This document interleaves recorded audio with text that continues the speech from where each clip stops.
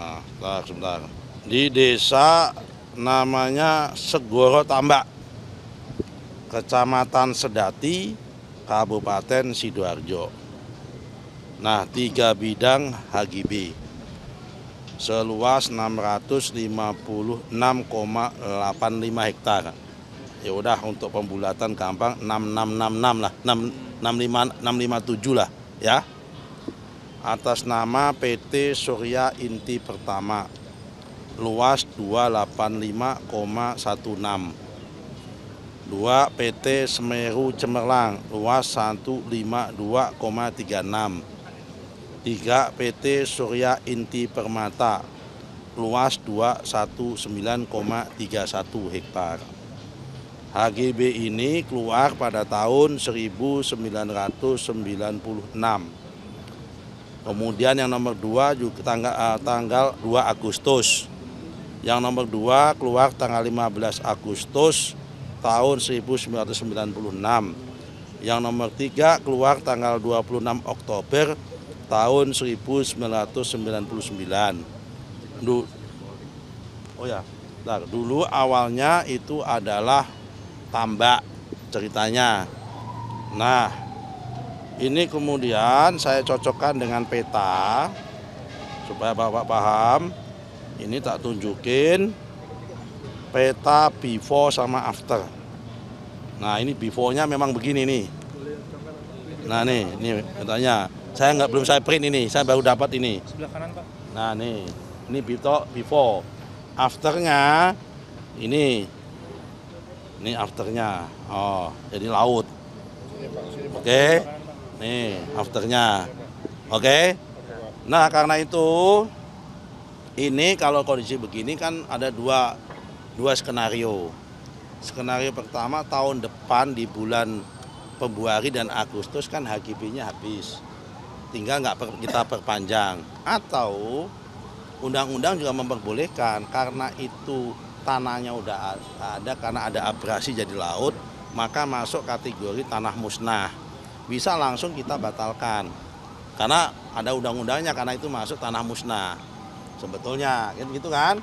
Nah, tinggal nanti kita cek, kita panggil yang punya, kan gitu kan. Dulu kan kita klarifikasi dong, nggak bisa serta-merta begitu kan. Kita panggil, kita klarifikasi, ya kan, ini kondisinya sudah begini, maka dianggap tanah musnah, tinggal diteken kemudian, jadi nggak ada gitu aja, memang undang-undangnya begitu. Apalagi cukup kan? Kami masih tapi itu ilegal ya? Apanya kok ilegal? Itu yang HGB-nya. Ya legal, udah saya bacakan nomornya Anda, memang keluar kok ilegal, gimana ceritanya? Terbitnya legal, dulunya itu tambak. Kok ilegal gimana sih? Tapi kalau sekarang jadinya tanah musnah ya, Pak? Jadinya itu jadi laut. Maka kalau jadi dulunya tambak kan udah tak tunjukin petanya, after sama before sama after. Ya kan? Nah, karena itu, karena before-nya begini, after-nya begini, ya prosesnya benar. Lah, kondisi alamnya berubah. Nah, kalau kondisi alamnya berubah, ya maka tinggal 2 pilihan. Nunggu sampai selesai HGB-nya atau dianggap tanah musnah. Kalau dianggap tanah musnah, maka otomatis haknya hilang. Selesai cerita. Gitu. Nah, kalau Bekasi ini sedang kami teliti. Jadi Bekasi ini case-nya menarik. Ada sertifikat terbit di desa apa tadi? Desanya mana, lihat ya? Nah, ada dokumennya di situ, di satu lokasi lah desa itu. Tapi petanya di laut. Jadi harusnya petanya itu di situ, petanya digeser di sana. Nah, apakah ini human error? Apakah ada mens rea? Saya belum teliti, saya belum tahu. Lagi digali. Tapi yang jelas sertifikatnya di darat, tapi peta bidangnya ada di laut itu. Jadi ini apakah mens rea, ada perubahan ini, apakah human error, saya belum tahu. Yang di Bekasi. Tapi ini tidak ada kaitan dengan masalah korporasi atau nggak ada sama sekali. Karena ini PTSL murni sebetulnya. Ya kan? Tapi saya nggak tahu apakah ini human error atau apakah ini ada mens rea, sedang kita gali. Semua akan sedang ditelusuri. Mohon izin Cindy, Kompas TV, saya mau nanya soal, kan kemarin terbit Inpres efisiensi untuk pemerintah. Nah kan Inpres efisiensi anggaran, kan pemerintah dikasih deadline untuk mengidentifikasi yang bisa diefisiensi lalu dikonsultasikan ke DPR. Tanggapan dari DPR soal kebijakan ini apa? Sama yang kedua, kan kemarin ada raker yang soal pagar laut tapi masih belum disebutkan siapa pemasangnya. Mau penegasan dukungan dari DPR untuk mengungkap ini sejauh apa? Ya, efisiensi itu akan menjadi sangat baik dan efektif dan harus dilakukan bersama-sama. Jadi memang itu satu hal yang tentu saja DPR dukung, bahwa kemudian pemerintah, presiden berharap bahwa di tahun 2025 ini APBN itu dipergunakan dengan sebaik-baiknya, seefisien-efisiennya untuk kesejahteraan rakyat. Jadi DPR dukung apa yang menjadi kebijakan dari pemerintah dan presiden khususnya. Terkait dengan pagar laut, ya itu sudah ditindaklanjuti oleh Komisi 4. Laut adalah milik seluruh rakyat Indonesia, milik negara. Jadi ya segera ungkap milik siapa, kenapa bisa seperti itu.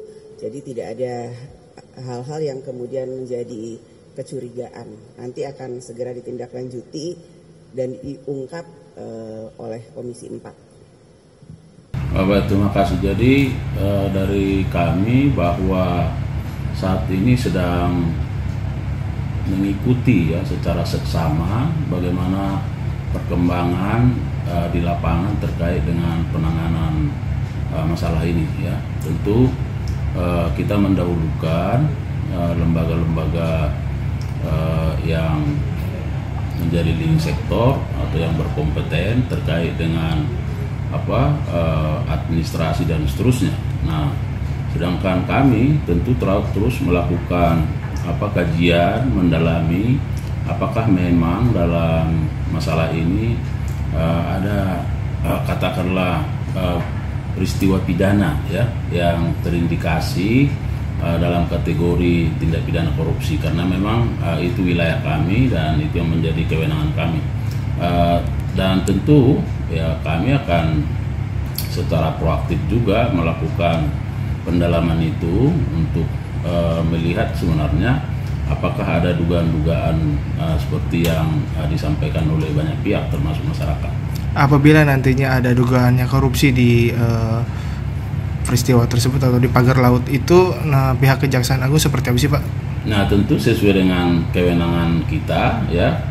Jika memang ada dugaan ya berdasarkan laporan masyarakat, misalnya terkait apakah perizinannya yang terindikasi ada dugaan tindak pidana korupsi dan seterusnya, tentu ini kami akan melakukan pendalaman, dikaji, ditelaah tentu ya sampai pada kemungkinan untuk ditangani ya, ditangani. Jadi berdasarkan kewenangan itu bisa saja sepanjang memang ada data informasi yang terkait bahwa ada dugaan peristiwa pidana, dalam hal ini tindak pidana korupsi di sana.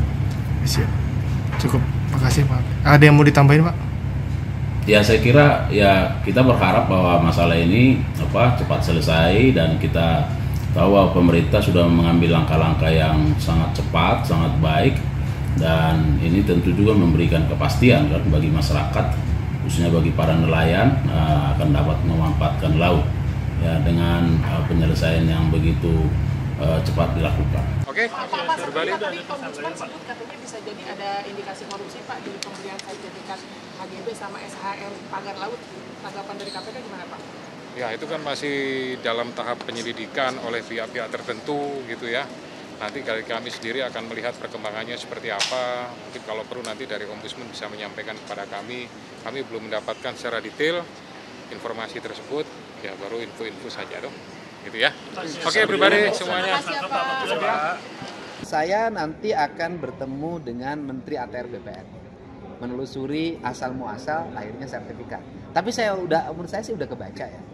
Itu kan dulu itu pasti di situ adalah bekas tambak. Waktu tambak tuh mangrovenya pasti dibabat.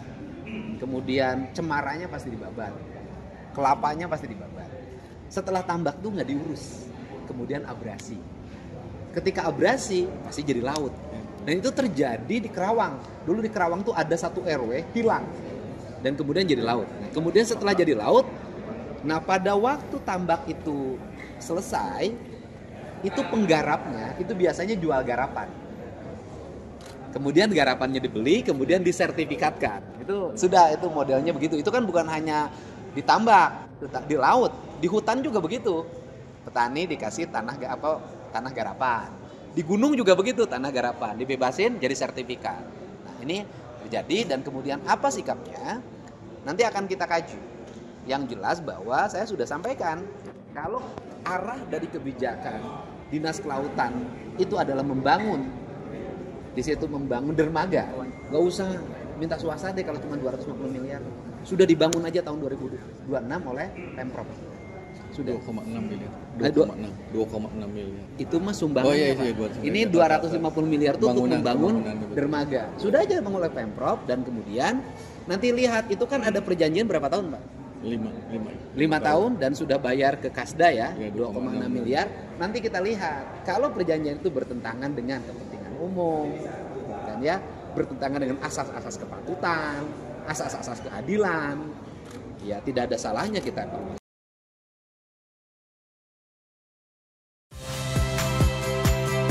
Saya Magister Tarigan. Saksikan program-program Kompas TV melalui siaran digital, pay TV, dan media streaming lainnya. Kompas TV, independen, terpercaya.